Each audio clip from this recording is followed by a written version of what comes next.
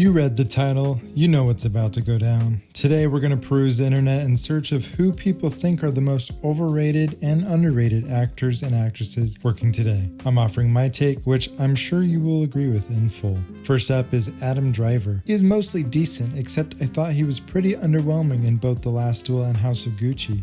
I don't know if it's just because he was in Star Wars, another role where he was just okay, that gets him more praise than he deserves, but I never really see him close to being a top actor. Adam Driver is a great actor who gets praised for the wrong roles. BlacKkKlansman and Marriage Story are both fine movies, but his character in the former I felt could have been played by a number of people, and his performance in the latter was pretty overacted in my opinion. But he has wowed me a couple of times. He's so great in Patterson, and it's a travesty that movie, and most of Jim Jarmusch's films for that matter, are just horribly underseen. He acts circles around his co-star Andrew Garfield and Martin Scorsese's Silence.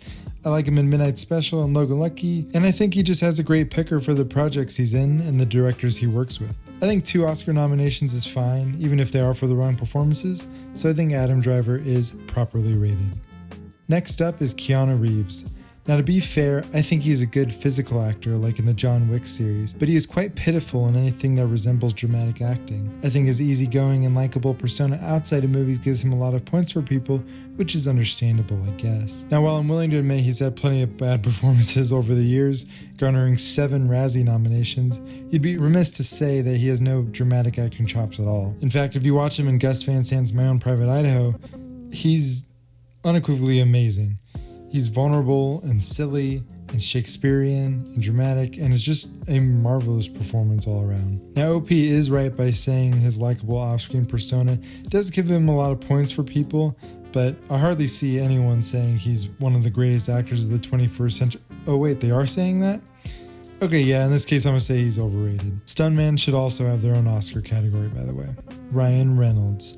Oh man, this guy is just not funny, like at all.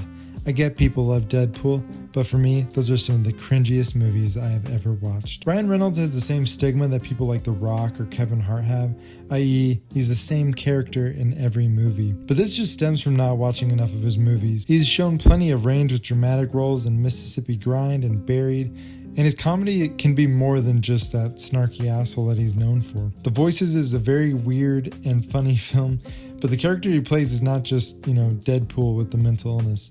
It's a really nuanced, high-layered comedic performance, and he's definitely capable of more than what he's shown us so far. So ultimately, I think it's hard to say he's overrated since he's only ever been nominated for 1 Golden Globe. So I'm going to say he's underrated as an actor, properly rated as an entertainer, and overrated because he gets to be married to Blake Lively.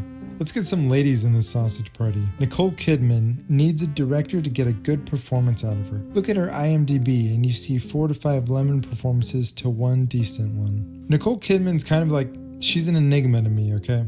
Because I think she's so wildly talented and picks really interesting projects.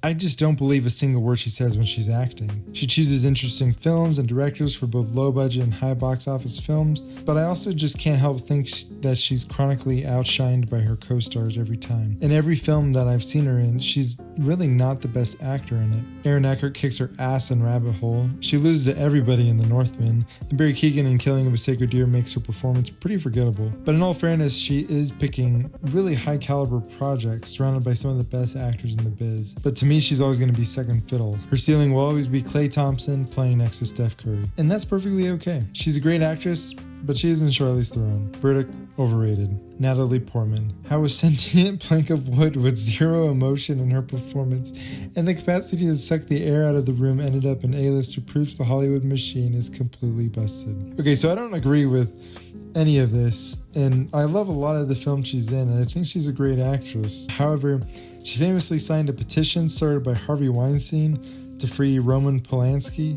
a pedophile rapist. Overrated. Leonardo DiCaprio. He continually takes roles that are different in subject matter, kind of, but approaches them with the same one-note, look how willing I am to be extreme in my craft sort of practice.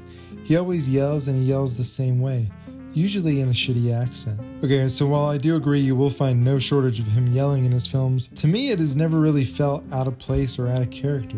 You're going to see a lot of arguments on the internet saying how yelling does not equal good acting, but I don't see anyone making the argument that it does. Also, what's wrong with yelling? Philip Seymour Hoffman is one of the most revered actors of our time, RIP, and he made his career off of emotional outbursts. No, shut up! Shut the fuck up! Now, I will say, yelling and overacting in that way, I guess, can be gratuitous, but only when it's out of place. Nicolas Cage and Al Pacino are the king of this. She got a great ass! But none of Leo's performances, I think, are gratuitous in this way. He's a great actor who picks eccentric and emotional characters. That's all. Verdict: stop dating women half your age. Alright, thanks for watching. Who do you think is overrated or underrated? Let me know in the comments below, and I'll see you next time.